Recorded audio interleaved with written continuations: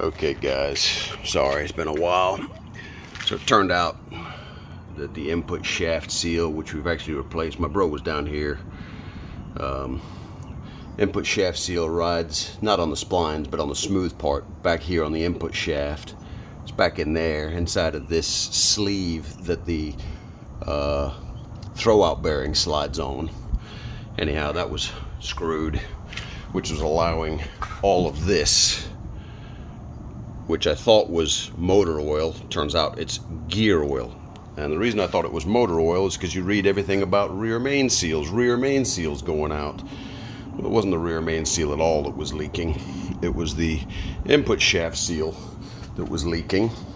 So we replaced that on the input shaft of the transmission.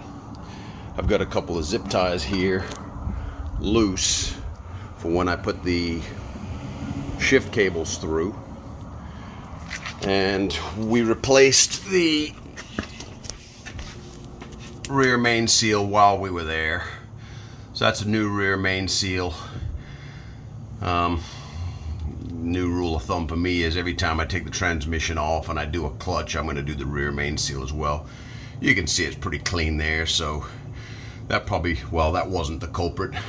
And I'm going to do a little cleanup around that IMS area and in the bottom of the where the motor and the transmission mate to one another. And the next thing I got to do is put the flywheel on, and you can see there's a key right there that's gonna line up with the flywheel. There's a hole on the back of the flywheel, and then there's the 8 flywheel bolts. And what I read is 19 foot-pounds and then 120 degrees in a star-like pattern, like you'd put on lug nuts on a thing, on a wheel. So anyhow, that's what I'm going to be doing after I clean up that IMS and bottom of this area right down there. So I'll show you when I've got the flywheel installed, and we'll go from there.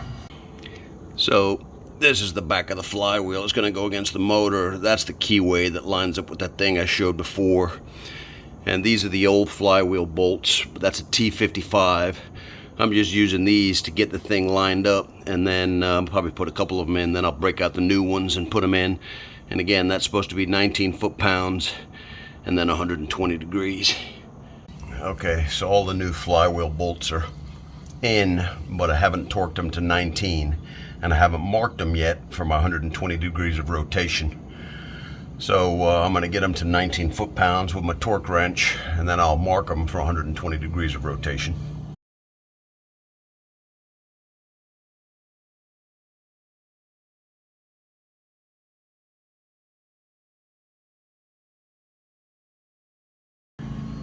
So I'm not good with the camera, but in that previous short video you saw the 120 degree marks on the flywheel bolts, and I went ahead and moved them around. And I've got the clutch alignment tool in there, which I haven't yanked out, but then I put the pressure plate on with those 3 guide studs. Here's one of them, for instance, right there. So that's one of 3 of the guide studs, and here's another one down here. And then the 6 pressure plate bolts that are 17 foot-pounds. So now that's all torqued up. I'm going to snatch out the clutch alignment tool, but which is obviously what the input shaft of the transmission goes through. One point about those pressure plate bolts is they take a long time, because they're so fine threaded, they take a long time to seat in that flywheel. So I just use a regular ratchet and crank them down, and then when they finally get snug, you know that you're ready to start going for your 17 foot-pounds. But anyhow, just be aware that they take a long time to get seated. And now let's take the alignment tool out, and we are ready to put the, oh, and I took the bolt out for the top that I was using to prevent the flywheel from turning. Bolt was up in C position. I still got to find that book and show it to you, but it's 101 Boxster Projects, I think is what it's called. Anyhow, next is starting to put the transmission back on, and this is the place where you got to put the stud from the transmission into there, and put a nut on the back side of here. It's the G position. Anyhow, you get that baby going, and then the only other piece that's tricky is getting this C, maybe B. Anyhow, getting that baby set up so that the transmission will actually go over that little nipple that's on there. And I've already got a couple twist ties, zip ties set for these transmission cables to sit in the right spots when I get them over the top of the transmission. And I won't tighten everything up until I get the clutch slave put back in, and probably bleed it, because bleeding it when it's on top is a little tricky, but we'll get there. The other thing I do is I zip tie the shift cables out of the way until I kind of get the transmission in, and then I'll clip those zip ties and get them through their guides on the transmission. Okay, so transmission is back in, shift cables are back in, and as you can see, this is the driver's side one. I've got that bad boy zip tied right here, trying to keep this socket on the ball.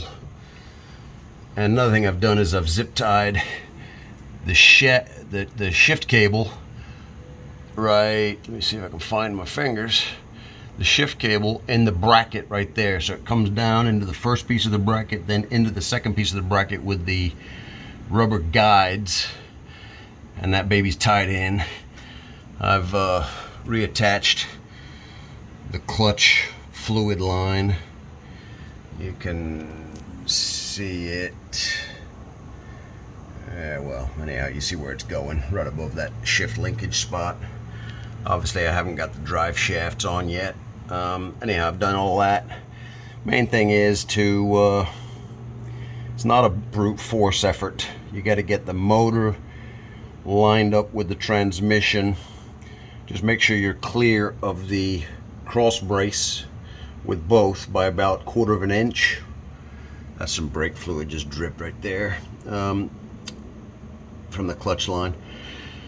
Anyhow, make sure that you're clear of the cross brace on both the motor and the transmission.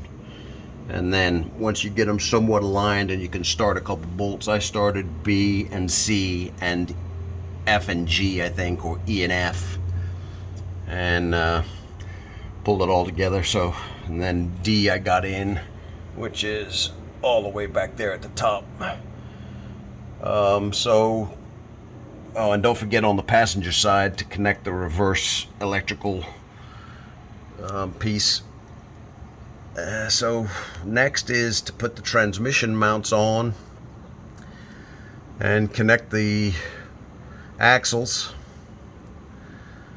and then we'll go from there. But I think I'm done for today. Just as an FYI, putting that transmission back on the motor is no joke in terms of time, and I've done it, this is I think my 3rd time, and it still took 1.5 to 2 hours for me to get it lined up so that you could get the input shaft in, and get that one bolt on the transmission, get them all aligned, get everything lined up, and get the height between the motor and the transmission right. So if you're doing it, just be prepared, take your time, and once you get that input shaft to go in and the others are kind of lined up, you can then pull it together with the bolts around the bell housing. So don't get discouraged by that.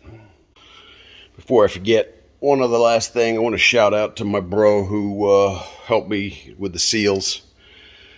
If you're in the Centerville or Manassas area, he's been wrenching on Porsches, Lotus, Lambos, Ferraris, and all kinds of domestic stuff, and Toyotas and beaters like that for probably close to 40 years.